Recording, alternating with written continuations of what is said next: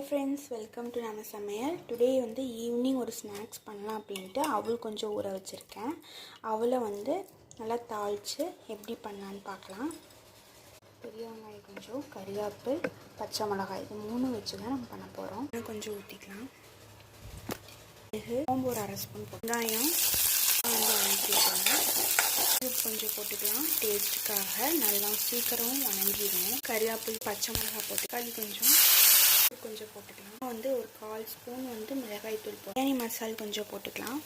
இப்போ தான் டேஸ்ட்டாக இருக்கும். நல்லா மிக்ஸ் பண்ணி விட்டுக்கலாம். இப்போ தான் நல்லா கோட்டாகும். ஃபுல்லாக வந்து கலந்து வரும். ஸ்நாக்ஸ்க்கு இந்த மாதிரி ஒரு சிம்பிளாக ஈஸியாக வந்து ஸ்நாக்ஸ் பண்ணி டீ சாப்பிட்டு பாருங்கள். சூப்பராக இருக்கும். போட்டு மிக்ஸ் பண்ணி எடுத்துக்கலாம். நல்லா மிக்ஸ் பண்ணி எடுத்துக்கலாம். சீக்கிரம் ஸ்பீடாக வந்து பண்ணிடலாம். சூப்பராக இருக்கும். 5 மினிட்ஸ் ரெசிபி தான். ட்ரை பண்ணி பாருங்கள். சூப்பராக இருக்குது பார்க்கவே. வாங்க நீங்களும்